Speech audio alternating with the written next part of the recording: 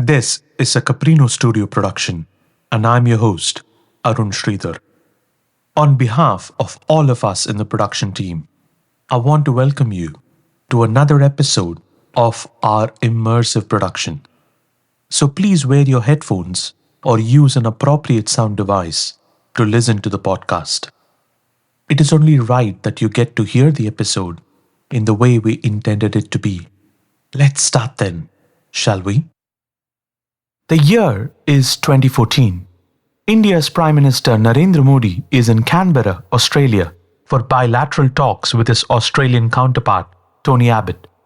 As it is customary for leaders to exchange gifts during bilateral talks, Mr. Modi hands over a unique gift, a commemorative photo collage that contains accounts written in June 1854 by a certain Australian lawyer and novelist to the British Governor-General of India. All the more peculiar is the fact that this letter was written on behalf of Rani Laxmibai. The framed photo of the letter was retrieved from the National Archives of India and is titled A Remarkable Australian's Extraordinary Indian Journey. So who was this extraordinary person from the land of Don Bradman and Shane Warne? And how did he cross paths with Jhansi ki Rani? Want to know more? You're at the right place. From Caprino Studio, this is A Road Less Traveled, a podcast that seeks to dig deep into our collective archives to take you on a journey to show you how stories about India, Indians, and foreigners that are relatively unknown and underappreciated have changed and impacted our lives, society, and culture. Come along with us as we seek to hold your hands and travel through this amazing journey, paired with our own brand of unique storytelling, thoughtful music, and sound design to inspire, engage, and entertain you. If we have crossed paths before, a warm welcome back to you. For those who are new, there is only one way to get to know us and the stories. Get stuck right in and join us as we sail through this adventure together. Let's get started, shall we? I'm your host, Arun Sridhar. Let's start the story in a place that has become a vibrant Desi community in faraway Sydney, Australia, the place called Parramatta. But long before Parramatta became what it is today, it gave birth to a son who would go on to influence our first war of independence and one of our leading beacons in that war, Rani Laxmibai. We know histories frequently intersect at the most unforeseen junctions. But what connection could an Australian possibly share with Rani Laxmibai, you ask? The story of Rani Laxmibai is familiar to us all.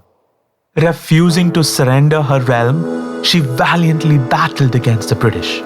While her story is a remarkable example of women empowerment and patriotism, driven by a sense of societal duty to her subjects, little attention has been paid to the lesser-known figure from Sydney who crossed paths with her.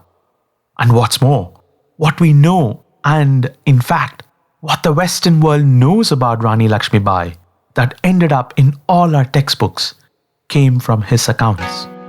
Aren't you curious to know more? I certainly am, especially to know his backstory. The man from Parramatta was known as John Lang. He gained recognition primarily as a novelist, yet he was also a qualified lawyer from Cambridge, a journalist, and also a dedicated traveller. Following his stint as a barrister in Great Britain, he returned to Australia in 1842 and intriguingly forged a link with the nationalist movement in his native region, New South Wales. After working with noted lawyer William Wentworth to second a motion that the Crown grant autonomy to its colony in New South Wales, John Lang directed his sights on the biggest colony that the British Crown's closest affiliate, the East India Company, had, India. John travelled from Sydney and landed in Calcutta a few months later. Within 3 years, he learned the ways of India, traveled far and wide, and took loads of copious notes. He was so interested in India that he found a way to be extremely proficient in Urdu and Persian, and this made him a lawyer who fought cases in the lower courts for peasants and other oppressed individuals under the British Raj. He provided a voice to those who were unable to stand up for themselves against the British. In 1845, John Lang initiated the publication of a newspaper called the Mufassilite, which provided comprehensive news coverage of various presidencies and princely states. In India, two things held Lang's attention. First, the lavish travels accessible to white men who could visit various royal families and palaces aboard palanquins. And second, a crucial policy that was employed by the British East India Company, a policy called Doctrine of Lapse. If you aren't very sure what this policy is about, allow me to give you a brief summary. The Doctrine of Lapse was a controversial policy implemented by the British East India Company in India during the 19th century. The doctrine essentially stated that if the ruler of an Indian princely state with whom the British had forged alliances with happened to die without a natural male heir or was found manifestly incompetent, then the princely state would lapse or be annexed by the British colonial administration. This was a policy that was widely implemented by Lord Dalhousie, the then Governor General of India.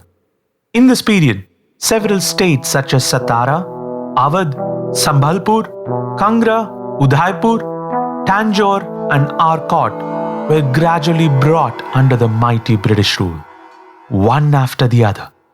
In 1854, Maharaja Gangadhar Rao passed away, leaving behind his wife Manikarnika and their adopted son Damodar Rao. Despite prior assurance that his adopted son would inherit the throne, the implementation of the Doctrine of Lapse by Dalhousie after Gangadhar Rao's death changed the course of events. Manikarnika, who was also known as Rani Laxmibai, the Queen, was given a pension of 60,000 Indian rupees and instructed to vacate the fort. Jhansi's future was left hanging by a thread. Rani Laxmibai wasn't someone who was going to easily bow down. Rumors reached her ears about a unique individual capable of offering assistance with regards to her predicament, a stranger who went by the name of John Lang. Several weeks later, a letter found its way to Agra. Two men of royal rank knocked on the door of a humble home with a sealed letter in their hands. It was the residence of John Lang.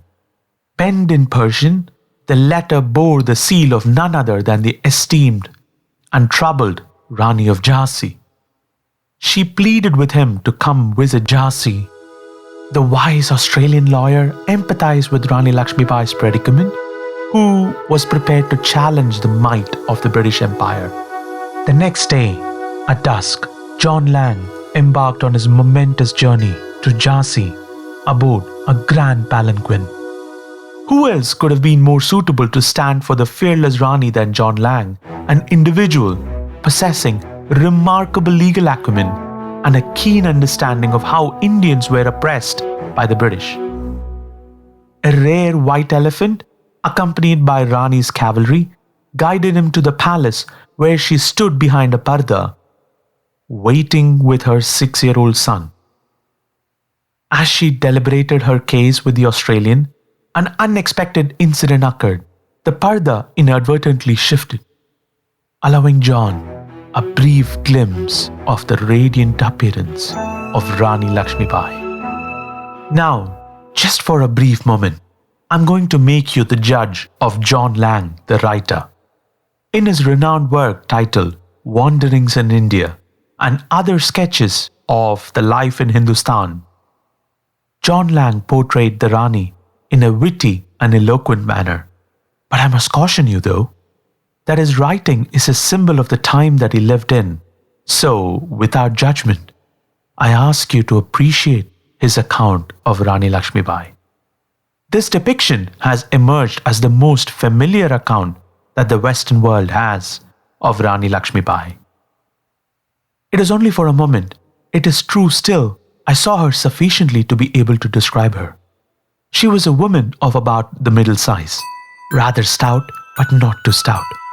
Her face must have been very handsome when she was younger, but even now had many charms though. But according to my idea of beauty, it was too round. The expression also was very good and very intelligent. The eyes were particularly fine and the nose very delicately shaped. She was not very fair, though she was far from black. She had no ornaments, strange to say, upon her person, except a pair of gold earrings. Her dress was a plain white muslin, so fine in texture and drawn about her in such a way so tightly that the outline of her figure was plainly discernible, and a remarkably fine figure she had. What spoiled her was her voice, which was something between a whine and a croak. When the parda was drawn aside, she was, or affected to be, very much annoyed. But pleasantly, she laughed and good-humouredly expressed a hope that a sight of her had not lessened my sympathy with her sufferings nor prejudiced her cause. Now, switching back to what Rani Laxmibai asked of John Lang.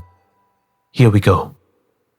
Lang went on to meticulously prepare her case, delving into the intricacies of British law, studying precedents and gathering evidence to challenge the legitimacy of the annexation of Jhansi. But the verdict finally went in favor of the British. 10 years after he fought the case for Rani Laxmibai, John Lang breathed his last in Maharaja in 1864. The curious case was that he was forgotten for a century and eventually uncovered by the notable author Ruskin Bond, who sought out John Lang and found his resting place. If you happen to visit Maharaja, make sure you pay a visit to the Camel's Back Road Cemetery, where this extraordinary Australian is laid to rest. And in the serene silence of this hill town, you might perhaps chance upon a conversation from a bygone era, a deep late-night conversation between Laxmibai and her Australian counsel that took place prior to Lang's departure from Jhansi. It was the night when Lang found it essential to advise Rani Laxmibai against taking impulsive actions, recognizing that the legal battle held no future. He sensitively informed her that a contingent of a native regiment and some artillery stood just 3 marches away from the palace. He also earnestly stressed that even the slightest resistance could shatter her every hope and ultimately imperil her liberty. Initially, the Rani managed to restrain her frustration. However, when Lang proposed that she provisionally accept the pension offered by the British, with the right to voice her objections, she steadfastly upheld her dignity. With a firm resolve, her heartfelt words resounded. "Main Jhansi nahi dungi. I will not surrender my Jhansi." The following day, the Australian bid farewell to the palace with a heavy heart but profound admiration for the Queen. He understood that Rani Laxmibai's indomitable spirit would shape a new chapter in history, even though she knew she was going to a war she could never win. You've just listened to a Caprino studio production. Our stories were written and edited with the valuable help of Bhattacharya. The impeccable compositions that you listened to were performed by Dr.ShivaShankar, and the sound design was done by myself and our wonderful sound engineer, Mr. Swaminathan ThiruGnanaSambandam. Look up our show notes and don't forget to follow us on Instagram and ensure you get all the updates on our WhatsApp channel. We will see you soon with more stories. Until then, stay well.